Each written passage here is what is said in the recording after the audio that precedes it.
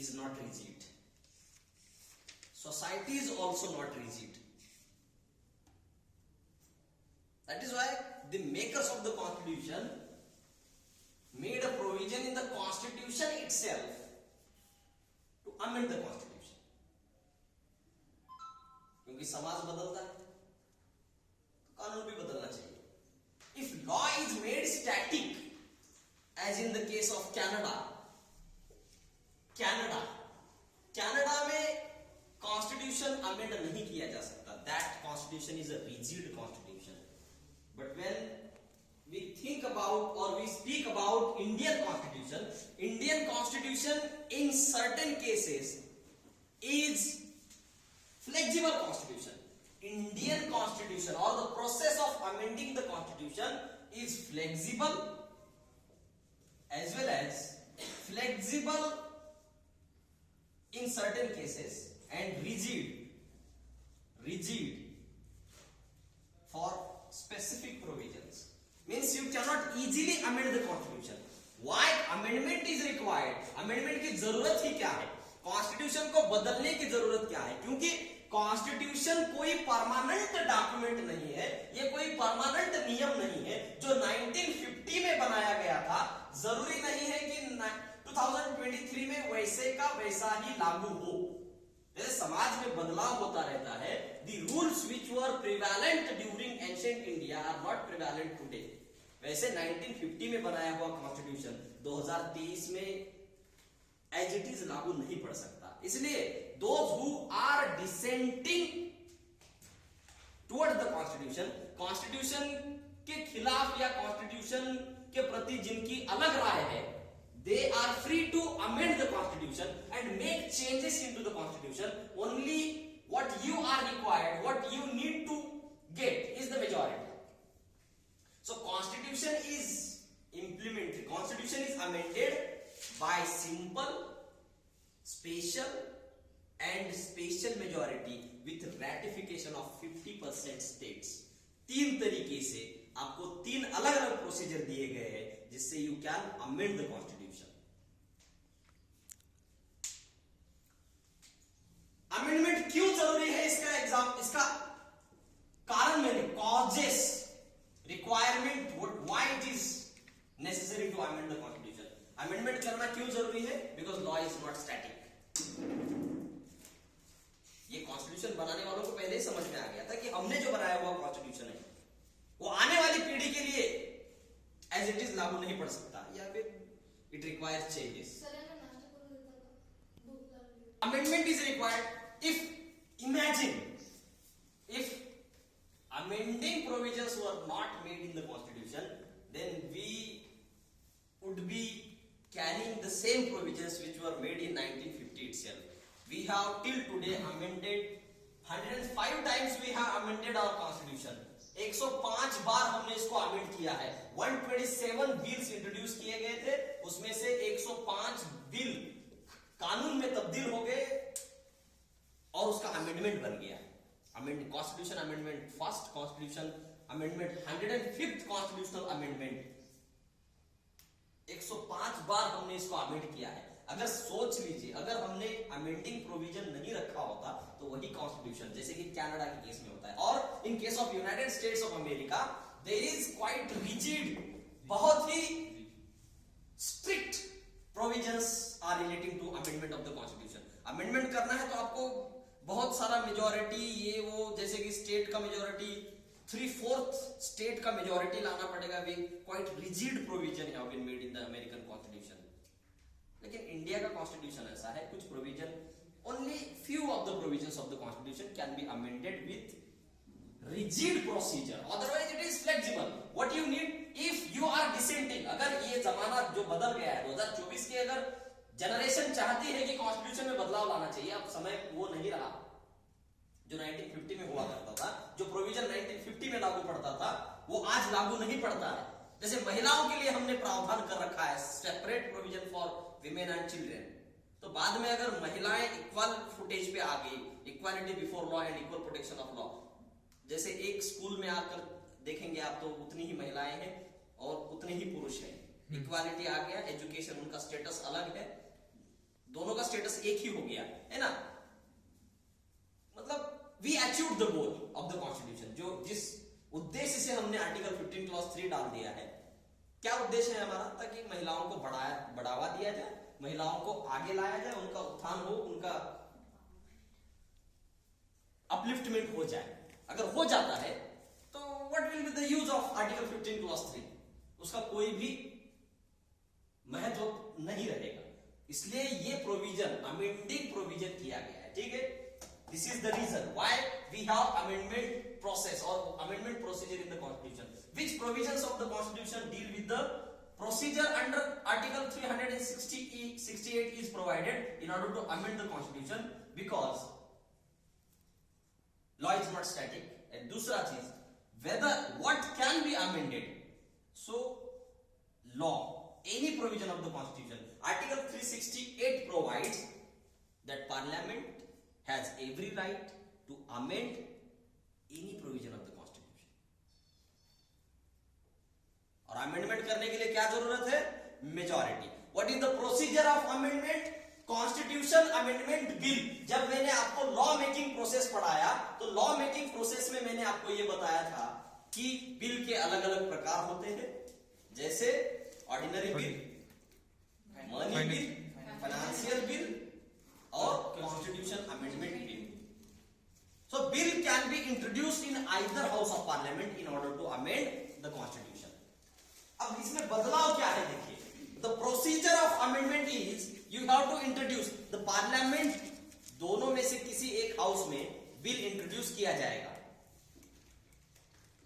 आम बिल की तरह जो ऑर्डिनरी बिल हुआ करता था, वैसे ही constitution amendment bill can be introduced in either house of parliament. दोनों में से, कितने? दो हाउसेस। कौन से? लोकसभा और राज्यसभा। दोनों में से किसी एक, काउंसिल ऑफ स्टेट्स या फिर हाउस ऑफ पीपल, दोनों में से किसी एक हाउस में बिल इंट्रोड्यूस किया जाएगा। देन उसके बाद कंसिडरेशन ऑफ बिल, उसका फर्स्ट रीडिंग होगा। Considering the bill means the entire members of the Lok Sabha और राज्यसभा, दोनों में से कहां इंट्रोड्यूस किया गया है, they will consider the bill.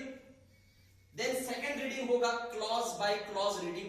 Then it will be referred to the committee. एक कोई कमिटी होगा या सब कमिटी होगा, स्पेशल कमिटी के पास भेजा जाएगा। If any changes are required, अगर कॉन्स्टिट्यूशन के इंपॉर्टेंट प्रोविजन को अमेंड करना है तो लोगों से ओपिनियन कॉल आउट किया जाएगा। उसके बाद उसको दोनों हाउसेस में पास करना जरूरी है। देखिए, there is no provision of joint parliamentary session. मैंने डेडलॉक अगर होता है तो ऑर्डिनरी बिल के केस में क्या बोला था? Joint parliamentary session will be called out by the president. दोनों सभागृह को, दोनों लोकसभा राज्यसभा को एकत्रित बिठा के उसमें सॉल्यूशन निकालने के लिए बोला जाएगा। But in case of constitutional amendment bill, the bill must be passed by each of the parliament house. दोनों हाउस में, this is the primary requirement, ये पहला कंडीशन है कि दोनों हाउस से बिल पास होना जरूरी है। ऑर्डिनरी बिल के केस में कोई और कानून बना रहे हैं तो उसके मामले में एक हाउस में पास हो गया, दूसरे हाउस में अगर पास नहीं हो रहा है तो जॉइंट पार्लियामेंट्री सेशन बिठा करके उसमें सॉल्यूशन निकाला जाता था। बट कॉन्स्टिट्यूशन अमेंडमेंट बिल में ऐसा नहीं है। It must have been passed, it must be passed, it should be passed by both the houses of parliament. दोनों हाउसेस ने इसको पास करना जरूरी है। And then it is sent to the signature और assent of the president for consent of the president. This is the amending process. इस तरीके से अमेंडमेंट किया जा सकता है। Procedure for amendment 368 empowers parliament to amend any provision of the constitution. The real debate starts. यहां तक समझ में आया आपको कि कॉन्स्टिट्यूशन में अमेंडमेंट का प्रोविजन किया है? उसका कारण है क्योंकि law is not static, law is flexible, law changes the society, society changes the law as per the requirement of time. जैसे जैसे समय बदलता है वैसे वैसे लोगों के, देखिए आपको इसका बेहतरीन एग्जांपल मैं देता हूं। 1860 में एक कानून बनाया गया जिसका नाम है इंडियन पीनल कोड। उसमें 497 का एक प्रोविजन था कि अगर शादीशुदा महिला ने दूसरे पुरुष के साथ अगर संबंध रखा है तो उस पुरुष को सजा होगा फॉर अडल्ट्री। आज की तारीख में ये कानून नहीं है, मॉडर्नाइजेशन हो गया, पर्सनल लिबर्टी आ गई। 377 में एक और प्रोविजन था, अननेचुरल ऑफेंसेस। अननेचुरल ऑफेंसेस, अगर लड़का लड़का रिलेशन रखते हैं, लड़की लड़की का रिलेशन है तो भी ये अननेचुरल था, दिस वाज एन ऑफेंस। आज ये गुनाह नहीं है, एलजीबीटी कम्युनिटी के कारण इनको अलाउ किया गया है। विल क्या अगेंस्ट द विल अगर होता है तो फिर है ना, हाँ, still it is an offence 377 to what extent if it is unnatural between different sex. If the same sex then that is allowed. LGBT के लिए लेस्बियन, गे, बाइसेक्सुअल, ट्रांसजेंडर और क्यू एक होता है, इन लोगों के लिए अभी ऑफेंस नहीं है। Gay marriages are allowed, a women can marry another women, महिला महिला शादी कर सकते हैं, पुरुष पुरुष शादी कर सकते हैं, पहले नहीं होता था। समाज बदल गया, समय के अनुसार कानून भी बदल गया। एंग्लो इंडियन का रिप्रेजेंटेशन हुआ करता था, अभी हमने उसको बदल दिया। स्पेशल स्टेटस जम्मू कश्मीर को दिया था, अभी बदल दिया। Right to property was fundamental right, अभी right to property is not fundamental right. समय बदल गया, कानून बदल गया, कॉन्स्टिट्यूशन बदल गया, अमेंडमेंट इसलिए जरूरी है। ठीक है, ऑलराइट। अच्छा, तो क्या अमेंड किया जा सकता है? Real debate will start now. सवाल ये है, व्हेन वी से क्या रिक्वायरमेंट क्या बताई मैंने आपको? अगर आपको अमेंडमेंट करना है, what is the requirement? Only you need to get the majority और स्पेशल मेजॉरिटी, और स्पेशल मेजॉरिटी विद ओपिनियन और consent of half of the states. कोई भी प्रोविजन अमेंड कर सकते हैं। You can amend the entire constitution, पूरा constitution भी बदला जा सकता है अगर 368 पढ़ा। स्टेट की कंसेंट कैसे लेंगे सर? हाँ, वो थर्ड वाला स्टेज है, उसको पढ़ेंगे। What is the difference between simple majority, special majority and special majority with ratification of 50% of states. Total कितने स्टेट्स हैं हमारे? 28। इसका आधा कितना हो गया? 40। ठीक है, तो 14 स्टेट्स ने कम से कम रैटिफिकेशन देना चाहिए। ये कैसे लेंगे कंसेंट? इनसे कैसे कंसेंट लिया जाएगा? पहले आप सिंपल मेजॉरिटी पढ़ो, फिर स्पेशल मेजॉरिटी पढ़ेंगे, फिर आएंगे special majority with ratification of half of the states.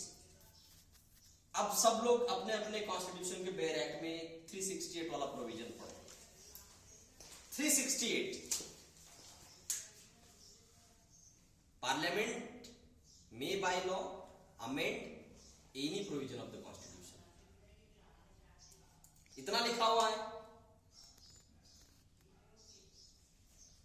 if any provision of the constitution can be amended by the parliament, then parliament is going to destroy। if अगर कोई ऐसा सरफिरा सरकार आ जाता है, कोई गलत व्यक्ति के हाथ में अगर सत्ता, शासन, प्रशासन, नियम चला गया, या फिर गलत लोग हैं, जिस व्यक्ति ने कॉन्स्टिट्यूशन बनाया, देखिए बाबा साहब का स्टेटमेंट देते वक्त लोग यूट्यूब में, मैं वीडियो देखता हूं, गलत गलत वीडियो डाल देते हैं, कुछ भी ओपिनियन दे देते थे। बाबा साहब ने खुद एक स्टेटमेंट दिया था कि अगर कॉन्स्टिट्यूशन को चलाने वाले लोग गलत है तो कॉन्स्टिट्यूशन कितना भी अच्छा क्यों ना हो, यह गलत साबित होगा। लेकिन कॉन्स्टिट्यूशन कितना भी खराब क्यों ना हो, वो अच्छा साबित होगा अगर उसको चलाने वाले लोग सही हो। और एक और स्टेटमेंट उन्होंने दिया था, अगर कॉन्स्टिट्यूशन का गलत इस्तेमाल किया जाएगा तो इसको फाड़कर फेंकने वाला मैं पहला आदमी रहूंगा। ये सही स्टेटमेंट है, लेकिन लोग ये भूल जाते हैं कि कॉन्स्टिट्यूशन बाबा साहब खुद बाबा साहब को पता नहीं था, मतलब उन्होंने खुद उसका विरोध किया। ये आधा स्टेटमेंट लोग बोल देते, क्या कि उन्होंने बोला था कि मैं इसको फाड़ करके फेंक दूंगा। कब बोला था? If it is manipulated, if it is misused, जिनके हाथ में है। अगर when the parliament is empowered to amend provisions of the constitution, any provision of the constitution का मतलब क्या होता है?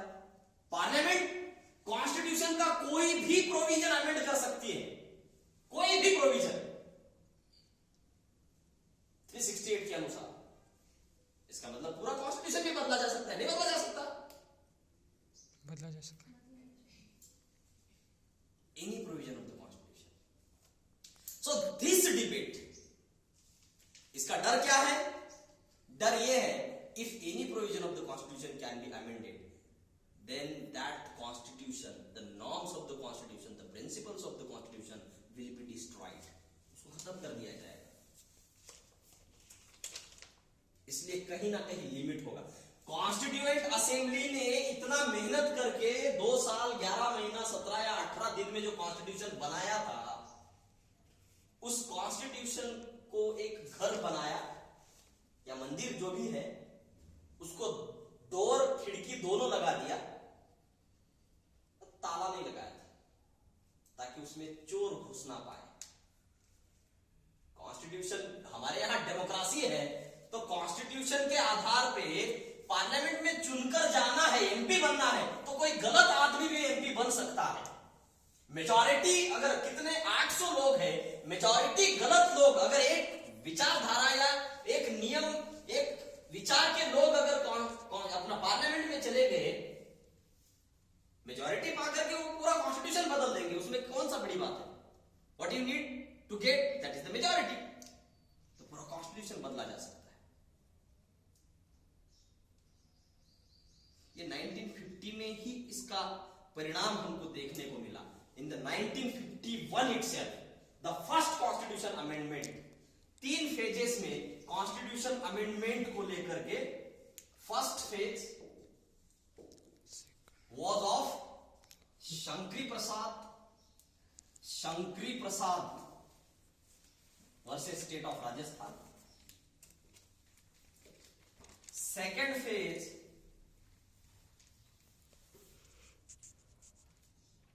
IC Golaknath,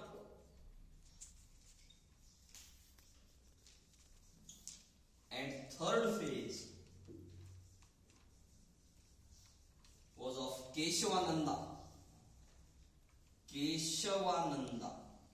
Keshavananda Bharati versus state of Kerala.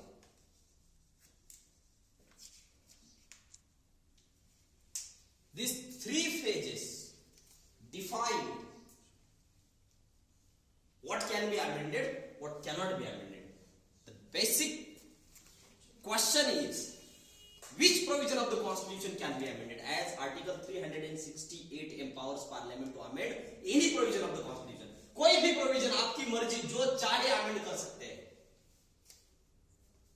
तो फंडामेंटल राइट्स में से article 19 clause 1 sub clause F 1951 में हमने अमेंड कर दिया और उसको हटा दिया, रिपील कर दिया.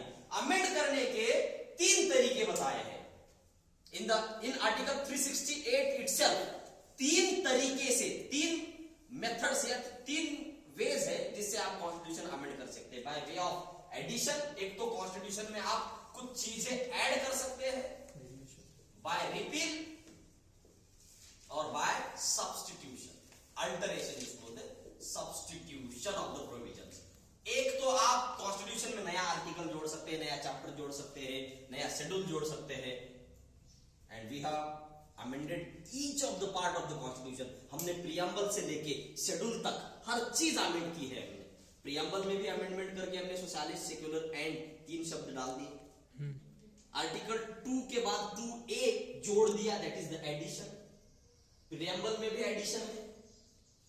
उधर शेड्यूल में आप देखिए आर्टिकल तो हर एक आर्टिकल में हमने जोड़ दिया. आर्टिकल 21 ये एडिशन है, पहले नहीं था. आर्टिकल 39 ये एडिशन है. 48 ये एडिशन है. आर्टिकल 243 ABCD ZZ ABCD तक एडिशन है, ऐड कर दिए हमने नई चीजें. शेड्यूल में जाकर देखिए, पहले 8 ही शेड्यूल हुआ करते थे, अब 12 शेड्यूल है. हर जगह पे हमने एडिशन कर दिया. रिपीलिंग मतलब हटा देना. जैसे देखिए आर्टिकल 19(1)(f) का अभी जिक्र किया मैंने, this is repealed. Article 31 is repealed.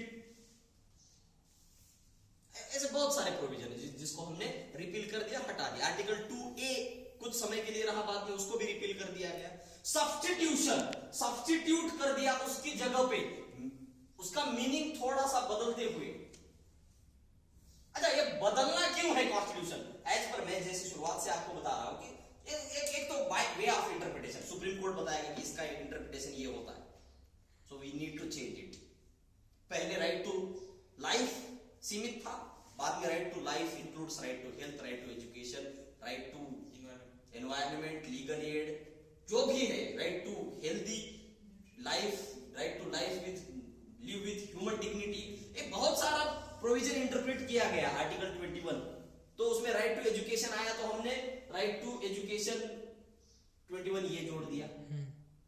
इसके लिए हमको बदलना पड़ता है कॉन्स्टिट्यूशन समय समय पे। पहले right to education was not fundamental right. क्यों नहीं था? क्योंकि डेवलपमेंट 1950 में, जैसे 1947 में हमने इंडिपेंडेंस पाया, तो 1950 में भारत के पास इतने सारे संसाधन नहीं थे ताकि सभी को free and compulsory education provide कर सके। भारत के पास 1947 में क्या था बताइए? इंडस्ट्री नहीं था, डेवलपमेंट नहीं था, पैसा नहीं था। इसलिए अगर हमने फ्री एंड कंपलसरी एजुकेशन किया होता, whether government could provide education to the nation, उस समय के बच्चों को उस समय नहीं दे सकता था। अब हम अच्छा डेवलप हो चुके हैं, हमारे पास अच्छा पैसा आया है, संसाधन है, then we are able to provide education. इसलिए अभी उसको right to life includes right to education and right to education to children up to 14 years is free and compulsory education. कल चल के देश और गरीब हो गया, फिर और उसको विड्रॉ कर लेंगे, because law changes, society changes and law is the means of social transformation. जैसे समय बदलता है तो वैसे कानून भी बदलना चाहिए। तो 1950 में, 1947 में इंडिपेंडेंस मिला, 1950 26 जनवरी 1950 में हमने कॉन्स्टिट्यूशन इंप्लीमेंट करना शुरू कर दिया। So right to property was fundamental right under article 19(1)(f and under article 31 this was fundamental right. But when we started developing our country, जब हमने देश का डेवलपमेंट शुरू कर दिया, तो सबसे पहले क्या किया हमने? डेवलपमेंट करने के लिए सबसे पहले हमने क्या काम किया? सबसे पहले हमने रोड बनाने शुरू कर दिए। लिंकेज, देश को जोड़ना था ना, तो रोड बनाना। नेहरू जी ने जैसे ही देश की कमान संभाली तो सबसे पहले रोड बनाना हमने शुरू कर दिया, या और बहुत सारे इंफ्रास्ट्रक्चरल प्रोजेक्ट्स हमने लाए, ब्रिजेस बनाना, हाईवे बनाना, रेलवे या फिर रोड्स। तो ये तो सारा जमीन पर बनना है, और जमीन लोगों की है, सरकार की नहीं है। And that was your fundamental right. Right to property. Article 19(1)(f), Article 31। तो पार्लियामेंट ने आर्टिकल 19(1)(f) को रिपील किया, 31 को रिपील कर दिया, और लोगों का प्रॉपर्टी एक्वायर करना शुरू कर दिया। हालांकि पहले उन्होंने रिपील नहीं किया, डायरेक्ट एक्विजिशन, लैंड एक्वायर कर ली शंकर प्रसाद की। देखिए, मैं पहले भी आपको बता चुका हूं कि जागीरदार, मालगुजार, महालवार, ठाकुर, जमींदार, तालुकदार, ये जितने भी बड़े बड़े जमींदार लोग थे, इनके पास हजारों एकड़ जमीन था, 4-4, 5-5, 10-10, 15-15 हजार एकड़ जमीन। जागीरदारी पर्टिकुलर एक जिले की जागीरदारी उसको दी जाती थी। जैसे छत्रपति के पिताजी शहाजी राजे भोसले, इनके पास एक जिले की पूरा सूबा मतलब बहुत बड़ा इलाका होता था, बहुत बड़ा एरिया, उसका पूरा जमीन आपका, पूरा जायदाद आपका, पूरा राजा महाराजा, एकराट विराट सम्राट, इनको सपोर्ट करने के लिए जितने भी लोग अपॉइंट किए गए हैं, जमींदार, जागीरदार, ये इंटरमीडियर्स जिसको बोला जाता है, इंटरमीडियर्स, उनकी जमीनें थी। 1950 में जमीन तो इन्हीं के पास था, बाकी तो मजदूर लोग थे। तो इनकी जमीन 10,000 एकड़ जमीन में से जो भी जमीन सरकार को लगी, सरकार को जरूरी थी, उस जमीन को सरकार ने एक्वायर करना शुरू कर दिया। तो शंकर प्रसाद सुप्रीम कोर्ट तक पहुंच गए under article 32। This is the violation of his fundamental right. This was the argument in favour of Shankar Prasad. Shankar Prasad का कहना यह था कि जब आर्टिकल 19(1)(f), आर्टिकल 31 मुझे फंडामेंटल राइट दे रहा है, and fundamental rights can not B violated. क्यों नहीं वायलेट हो सकता? क्योंकि आर्टिकल 13 क्लॉज 2 में लिखा हुआ है, आर्टिकल 13 क्लॉज 2 बोल रहा है। देखिए, ये प्रोविजन जितने आर्टिकल्स में आपको बता रहा हूं, there is a close connection with the provisions, article 368 एक साइड में आपको पढ़ना है। आर्टिकल 368 एक बात बोल रहा है और this is controversial, contrary to article 13 clause 2, article 19 1F 31 के भी कॉन्ट्ररी था, क्योंकि आर्टिकल 13 क्लॉज 2 368 में क्या प्रोविजन है? पार्लियामेंट में by law amend any provision of the constitution by way of addition, repeal or substitution। Constitution के कोई शब्द हटा के उसमें जोड़ के, घटा के, कम ज्यादा करके या फिर सब्स्टिट्यूट करके उसकी जगह पर दूसरे शब्द जोड़ के कोई भी प्रोविजन में बदलाव किया जा सकता है। कोई भी, any provision of the constitution, parliament उसके लिए कानून बनाना पड़ेगा, लॉ। पार्लियामेंट में by law amend any provision of the constitution. Any शब्द बहुत इंपॉर्टेंट है, कोई भी प्रोविजन। लेकिन शंकरी प्रसाद का कहना था कि fundamental rights can not be amended. आप कोई भी प्रोविजन अमेंड कर दीजिए, लेकिन फंडामेंटल राइट कैसे? And if you are allowed, if parliament is empowered to amend the fundamental rights, then what will remain in the constitution?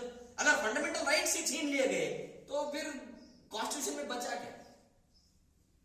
जब लोगों के अधिकारों का ही हनन होता है तो किस तरीके का डेमोक्रेसी, किस तरीके का कॉन्स्टिट्यूशन, कैसा ये राज होगा? फिर ये इसमें और डिक्टेटरशिप में क्या अंतर है? जैसे टोटलिटेरियन स्टेट में होता है, टोटलिटेरियन स्टेट का मतलब होता है the ruler is absolutely empowered including to take life of the lives of the people.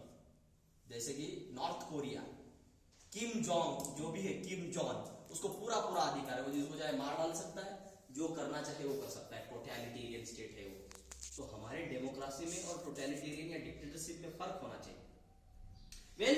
when constitution itself provides fundamental rights and on the other hand it is protected by article 13 clause 2, as well as it also gives you right to go to the supreme court for its violation 32 में। तो 13 clause 2 कहता है कि the state shall not enact, 13 clause 2 में क्या लिखा हुआ है? The state shall not enact any law which takes away or abridges, मतलब जो आपका फंडामेंटल राइट छीनता हो। Under part this part, third part third, that is fundamental, entitled as fundamental rights. कि पार्लियामेंट के पास ये पावर नहीं होगा, पार्लियामेंट के पास ये ताकत नहीं होगा। कौन सा? ऐसा कोई भी कानून, लॉ, पार्लियामेंट ऐसा कोई भी लॉ नहीं बना सकता जिससे किसी व्यक्ति का फंडामेंटल राइट ही एब्रोगेट या इन्फ्रिंज हो जाए। दोनों स्टेटमेंट समझ में आ गया? एक तरफ लिखा हुआ है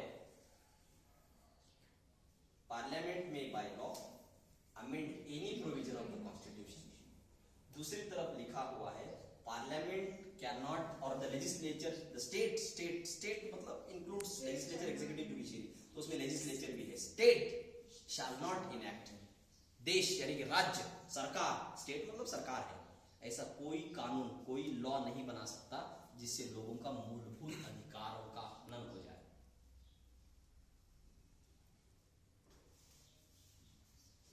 दोनों कॉन्ट्ररी हो गया।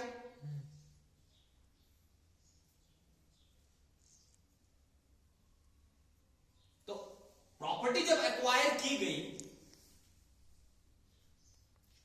तो कोर्ट में, सुप्रीम कोर्ट में पार्लियामेंट का आर्गुमेंट क्या था? Parliament is empowered. सरकार की तरफ से जब वकील वहां वकालत कर रहे हैं, सरकारी वकील का कहना था, सरकारी वकील का argument in favour of the government क्या था? कि parliament has every right to amend any provision of the constitution. कोई भी अमेंड कर सकता है, चाहे तो आप 368 पढ़ लीजिए, देखिए उसमें लिखा हुआ है। सरकार, सुप्रीम कोर्ट को बोला गया कि देख लीजिए साहब, तो सुप्रीम कोर्ट ने बोल दिया कि बात तो सही है, Parliament has every right to amend any provision of the Constitution. Any provision, whether it falls under part 3rd, whether it is your fundamental right or any other provision of the Constitution, कोई भी provision हटा सकता है, amend कर सकता है। तो supreme court को ये भी बात सही लगी और supreme court did not intervene into the affairs because there is separation of powers. कानून बनाने का काम पार्लियामेंट का है, तो उसमें हस्तक्षेप करना सुप्रीम कोर्ट ने सही नहीं समझा। सुप्रीम कोर्ट ने शंकरी प्रसाद के केस में जजमेंट दे दिया। ध्यान रखिए, इसमें honourable justice Mudholkar, honourable justice Sikri, honourable justice Subbarao, इनका जो ओपिनियन था, उन्होंने पहले वाले केस में सही जजमेंट, लेकिन वो माइनॉरिटी जजमेंट था। जजमेंट क्या दिया? Parliament can not amend, parliament can amend any provision of the constitution. पहले केस में सही बोला, parliament can amend any provision of the constitution because we don't want to intervene, क्योंकि 368 में पावर दिया है, प्रोसीजर दिया हुआ है। और शुरुआत से मैंने आपको बताया, अब जरूरत क्या पड़ी थी हमको, इसको क्यों अमेंड क्यों करना था? In order to develop the country. अगर लोगों से जमीनें नहीं छीनेंगे, लोगों से जमीनें एक्वायर नहीं करेंगे, तो देश में रोड कैसे बनेगा, देश कैसे डेवलप होगा? लोगों ने अगर बोल दिया होगा कि this is my fundamental right, I am not going to give you my land, और कोई भी प्रॉपर्टी मैं आपको नहीं दूंगा सरकार को। तो जैसे जो बचपन में जो स्टूडेंट, बचपन में हमको जो पाठ पढ़ाया जाता था स्कूल में कि मैं अपनी झोपड़ी नहीं दूंगी, राजा को एक बुढ़िया ने चैलेंज कर दिया कि चाहे मैं मर जाऊं लेकिन मैं अपनी झोपड़ी नहीं दे दूंगी, बिकॉज दैट इज माइन। वैसे ही अगर सरकार के रास्ते में हम रोड़ा बनते, सरकार को बोलते कि हमारी जमीन नहीं देंगे चाहे कुछ भी हो जाए, तो सरकार ये डेवलपमेंट नहीं कर पाता। तो सब जब बना रहे थे कॉन्स्टिट्यूशन, तब उन्होंने कंसिडर नहीं किया कि आगे चल के इंफ्रास्ट्रक्चर डेवलपमेंट के लिए लगेगा। तो कॉन्स्टिट्यूएंट असेंबली जो है, कॉन्स्टिट्यूएंट असेंबली, उन्होंने खुद ये प्रोविजन क्यों किया है? कंसिडर कि वो भगवान तो नहीं, उनका कुछ और मोटिव होगा। तो उनका परसेप्शन इतना ही था, वो दे बिलीव क्या कि देश के लोग देश को बढ़ाने के लिए, देश को आगे बढ़ाने के लिए अपना थोड़ा सा जमीन दे देंगे, उसमें दिक्कत क्या है? लेकिन लोग इतने सेल्फिश, मैंने शुरुआत में स्टेटमेंट नहीं दिया क्लास में आके, man by birth is a selfish animal, Hobbes में बोला था, हॉब्स ने,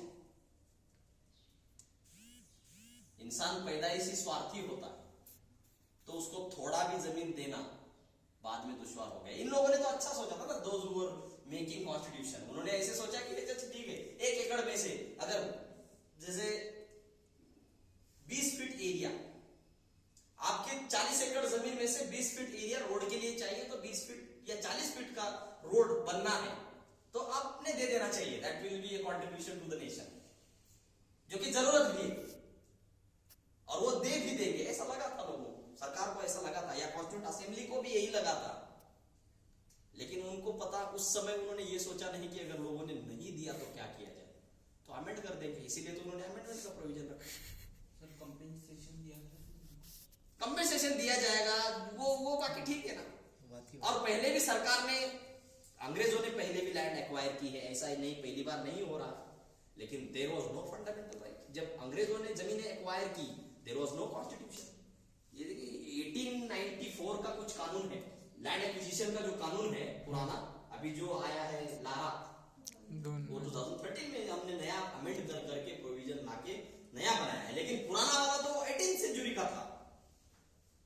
लेकिन उसमें फंडामेंटल राइट ना होने के कारण British government could acquire anyone's land, but after enactment and implementation of the constitution this became your fundamental right. और ये डिस्प्यूट हो गया दोनों के बीच, एक तरफ पार्लियामेंट को अधिकार दे दिया, दूसरी तरफ लोगों को अधिकार दे दिया। Law which abridges or takes away the rights of citizens and provided under part 3 is void। तो बाद में दूसरा, ये पहला फेज समझ में आया। पहले फेज में क्या बोल दिया सुप्रीम कोर्ट ने कि parliament can amend any provision of the constitution. अब जो अमेंड करना है करो, पूरा कॉन्स्टिट्यूशन डिस्ट्रॉय कर दो, इसको खत्म कर दो, दूसरा बना लो, because you have every right to amend provisions of the